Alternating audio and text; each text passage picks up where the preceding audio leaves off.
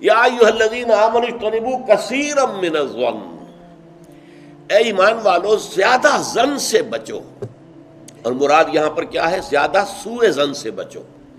حسن زن کے بارے میں تو حضور کی حدیث ہے کہ حسن زن جو ہے وہ تو عبادت میں سے ہے، حسن الظن من حسن العبادہ، یہ حضرت ابو ہریرہ سے روایت ہے، اور یہ مسند احمد ابن حنبل میں بھی ہے اور سنن ابی داؤد میں بھی ہے، ان کے حوالے سے مشکات میں بھی ہے۔ اس اعتبار سے حسن زن تو مسلمان کا وصف ہے، سب سے حسن زن رکھو، الا یہ کہ کوئی شخص ثابت کر دے کہ میں حسن زن کے قابل نہیں ہوں، پھر آئندہ کے لیے محتاط رہیے آپ۔ لیکن کسی سے کوئی معاملہ شروع ہی سے بدزنی پر نہ کیجیے، سوء زن پر نہ کیجیے۔ مجھ سے کہا تھا ایک صاحب نے جو یہاں اس وقت یہاں کا جو کونسلیٹ ہے، امریکن کونسلیٹ، اس میں پولیٹیکل سیکریٹری تھے، وہ میرے پاس آئے تھے خلافت کے بارے میں معلوم کرنے کے لیے کہ یہ خلافت کا آپ نام لے رہے ہیں، اس سے مراد کیا ہے۔ تو وہیں پھر گفتگو ہوئی کہ کانسٹیٹیوشنز کے اندر جو میکینزم رکھے جاتے ہیں، چیکس اینڈ بیلنسز، تو اس نے کہا ہم تو یہ سمجھتے ہیں، ہم نے اپنا دستور اس بنیاد پر بنایا ہے کہ ہر شخص چور ہے، ہر شخص بے ایمان ہے، اور ہمیں اس کا سدباب کرنا ہے۔ بڑے سے بڑا آدمی ہو، بڑا نیک ہو، ایماندار ہو، اس کے بے ایمان ہونے میں دیر نہیں لگتی۔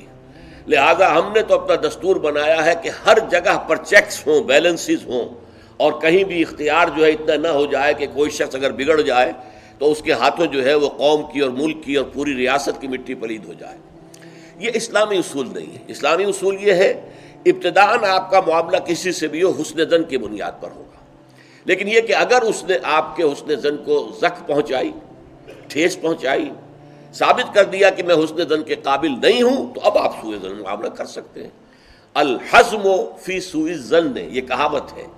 احتیاط اسی میں ہے کہ سوء زن سے کام لیا جائے، اس لیے کہ آدمی بچنا چاہتا ہے، لیکن جیسا کہ میں نے عرض کیا ابتدا کرنا سوء زن سے یہ اسلام میں پسندیدہ نہیں ہے۔ لیکن یہاں دیکھیے فرمایا اجتنبوا کثیرا من الظن، زیادہ زن سے بچو، ورنہ اس لیے کہ ظاہر بات ہے کہ زن سے بالکل چھٹکارا تو ممکن نہیں ہے۔ پچھلی نشست میں ایک صاحب نے سوال کیا تھا کہ شک میں اور زن میں کیا فرق ہے؟ شک یہی ہے کہ ایک انسان کے بارے میں انسان سوچے کہ کہیں یہ کام نہ کر بیٹھے، میں اعتماد تو کر رہا ہوں، کہیں یہ میرے اس اعتماد کو ٹھیس نہ پہنچائے۔ اور سوء ظن جو ہے وہ یہ ہے کہ انسان جو ہے بغیر کسی اسباب کے، بغیر کسی عوامل کے، کوئی سرکمسٹانشل ایویڈنس نہیں ہے اور خام خواہ کسی کے بارے میں برا ظن قائم کر کے بیٹھ جائے۔ وہ گویا کہ فیصلہ ہوتا ہے، سوء ظن جو ہے وہ فیصلہ ہو جاتا ہے کہ مجھے اس شخص کے ساتھ معاملہ سوء ظن کے ساتھ کرنا ہے، یہ نہیں۔ البتہ شک کا پیدا ہو جانا تو یہ کوئی بری بات نہیں ہے، انسان ذرا سا احتیاط کا پہلو ملحوظ رکھ لے۔ تو فرمایا یا ایھا الذین آمنوا اجتنبوا کثیرا من الظن ان بعض الظن اثم، یقیناً بہت سے ظن گناہ کے درجے میں آ جاتے ہیں۔ آپ نے ایک شخص کے بارے میں رائے قائم کر لی، یہ برا آدمی ہے، یہ غلط آدمی ہے، یہ تو میرے درپے ہے، میرا دشمن ہی ہے، میری جڑ کاٹتا ہی رہتا ہے، حالانکہ ایسا نہیں ہے۔ نتیجہ کیا ہوگا؟